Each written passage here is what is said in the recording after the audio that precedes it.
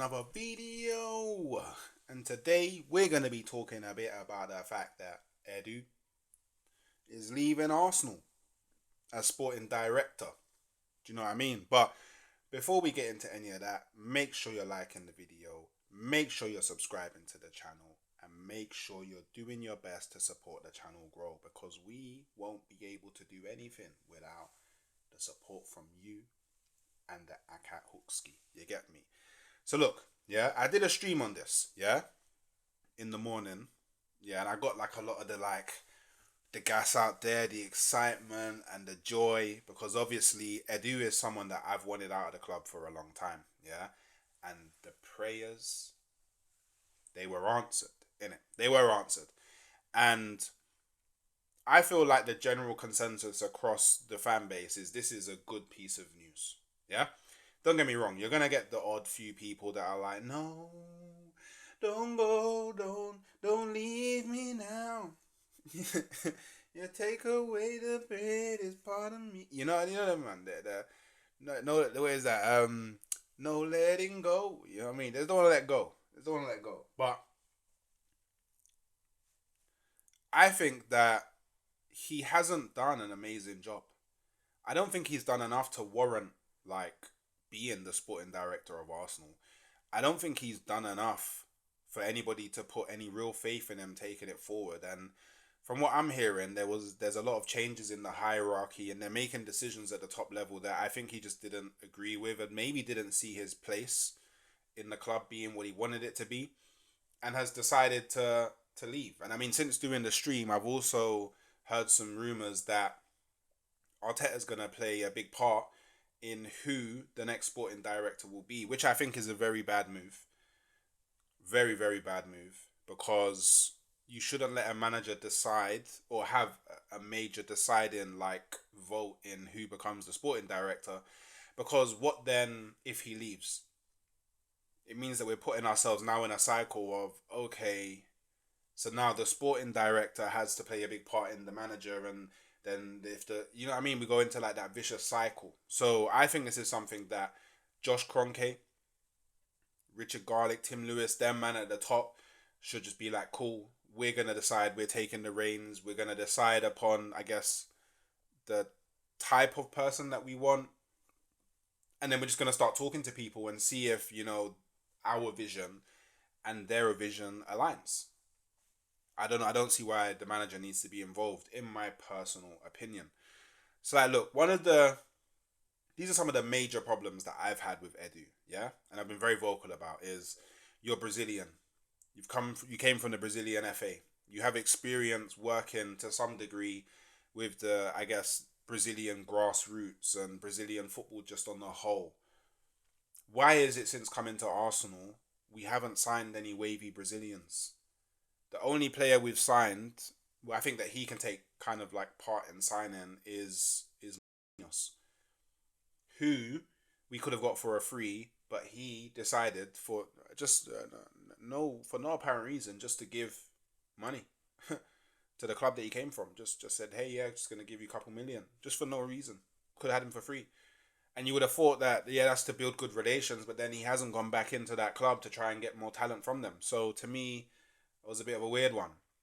Why have we not, like, I see Chelsea go and get Esteval. What a talent. Why wasn't we in for Esteval? Why didn't we try and do anything with Esteval? And there's, like, this is Brazil, people. There is an abundance of talent in Brazil. Absolute abundance of talent in Brazil. And the fact that we haven't been able to identify that, it just means his phone book is weak. His phone book is weak. He hasn't got a strong phone book.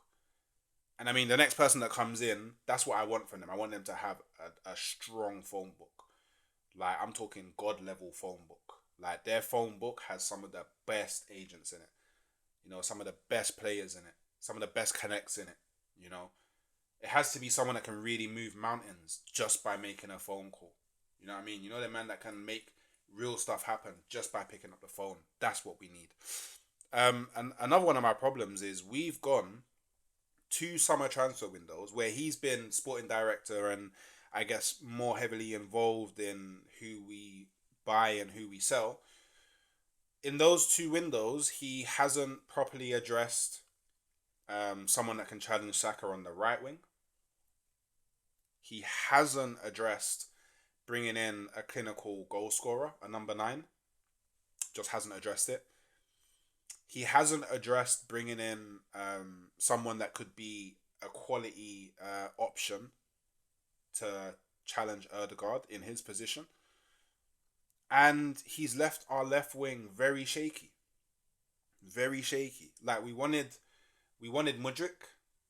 He wasn't able to get that over the line. Rumors has it that we wanted Nico Williams. He was our like left wing number, you get me, one. Didn't get it over the line. There was times, I think it was not this summer window, the summer window before. It may have even been January. We really wanted Isak. Couldn't get it over the line. Isak could have played up front or on the left. And what look, he sanctioned the sale of ESR. He sanctioned the sale of Nketiah, who we all wanted to go anyway. And he let Fabio Vieira go on loan. No replacements for any of them. He brings in the likes of Neto, the wrong Neto, some say, a goalkeeper who is cup tied, so we can't even really use him that much. So I guess we're just paying his wages for him to play in the FA Cup, which I think is shambolic because he's not gonna play in the Premier League. He's not gonna play in the Champions League unless Raya's injured. It's just not gonna happen. So a lot of his transfer business has been really, really lackluster. And then I guess the final thing that's a major problem for me is there's been many a times where he's kind of like said to the fans in some way, shape, or form, be excited. We're gonna do big things. You won't be disappointed. You're in for a surprise. Things along those lines. And every time he said that, we have been disappointed. We haven't been surprised. So I think a good way to kind of like, I guess, summarize his tenure at Arsenal is underwhelming.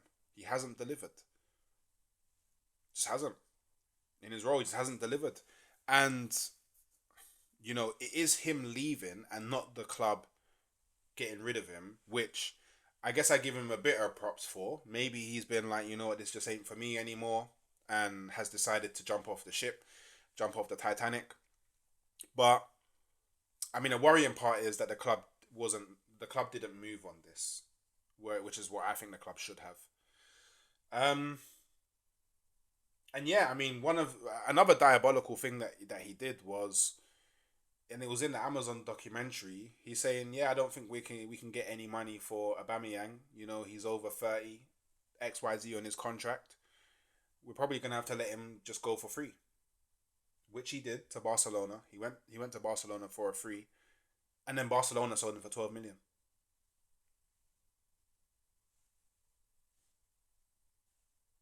Do you know what I mean? It's just incompetence, really.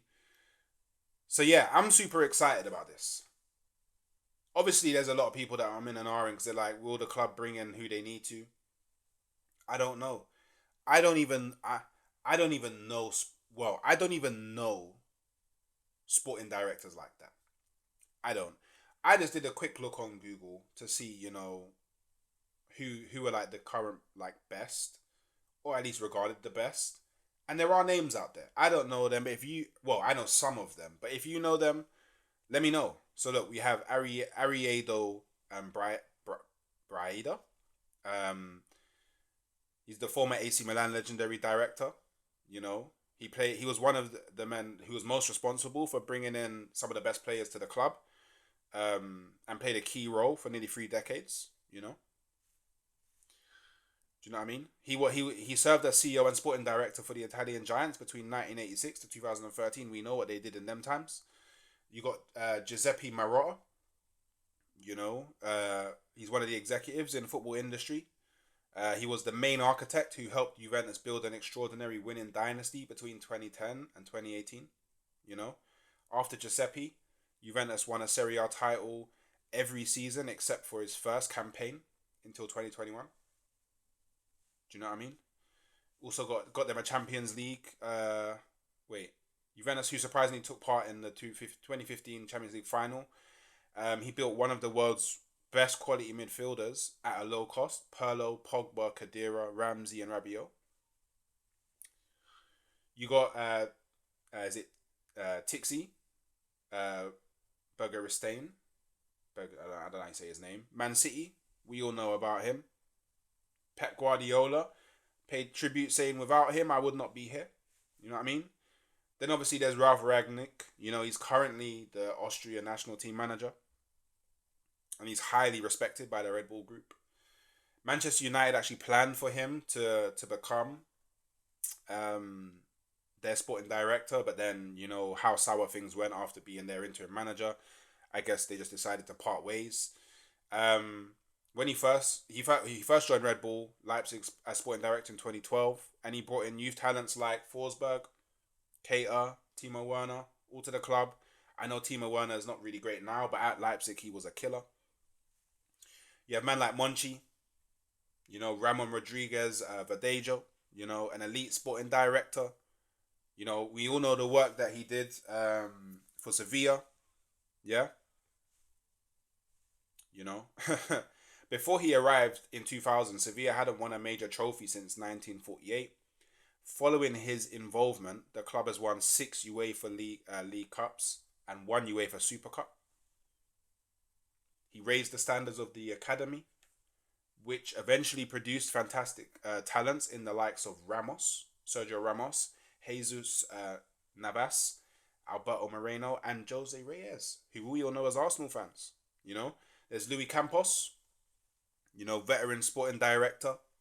You know, he was a scout for Madrid while Jose was coaching them. You know, Campos joined Monaco in 2013 and built a team that changed the fate of the club. Under his directorship, Monaco produced great youngsters who have gone on to become excellent superstars. And the club earned too much money from big sales. Kylian Mbappe, he's responsible for. Anthony Martial, Bernardo Silva, Thomas Lemar, and others. You know. Also, the close contact between Campos and Mbappe is already well known. Another good option, you know, Michael Zorc. You know, he's undoubtedly one of the best sporting directors in the world. You know, he's dedicated 43 years of his life to Borussia Dortmund. You know, and we all know Borussia Dortmund, what they produce. You know, he's overseen the emergence of great young players from the academy. Also, he can spot promising youngsters and make them superstars, as we've seen with the likes of Robert Lewandowski, Ousmane Dembele, Erling Haaland, Jadon Sancho, and Jude Bellingham, and others. He's also raked in huge profits for Dortmund. And you know what? That's a trend that I'm seeing with a lot of these best sporting directors is they do bring in a lot of money for the clubs that they're working for, which is what Eddie wasn't able to do. You know, Andrea Berta, a former banker, so we know he'll bring in the peace. He was awarded as the best sporting director in football by the Globe Soccer Awards in 2019. Yeah. Berta, who first stepped into his sporting director role with Carpenandolo in 2002, rose through the ranks in football management after working with Parma and Genoa. He became Atletico's sporting director in 2017, while Berta played the key role in the signing of the likes of Oblak, Griezmann, Felix, Trippier, Lodi, Felipe, Llorente, and Suarez. The club has won the La Liga title under Diego Simeone while he's there. Do you know what I mean? Man like Florian Maurice. After spending 10 years at Lyon, 48-year-old Maurice became Stade Rennais' sporting director in 2020.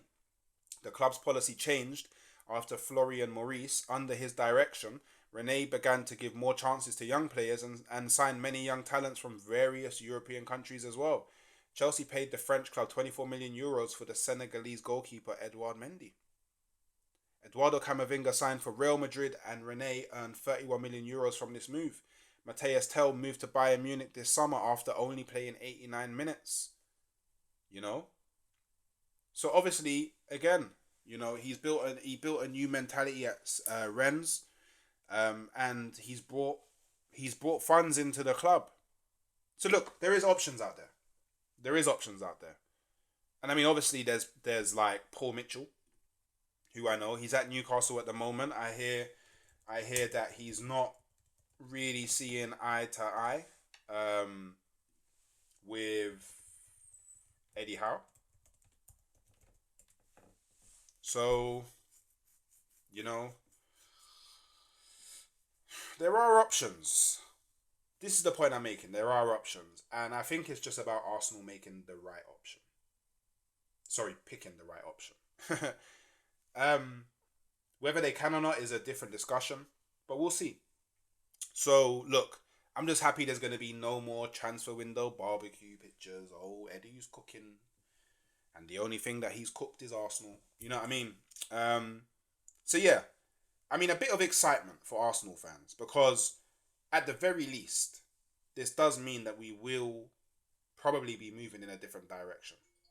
Things will change a bit.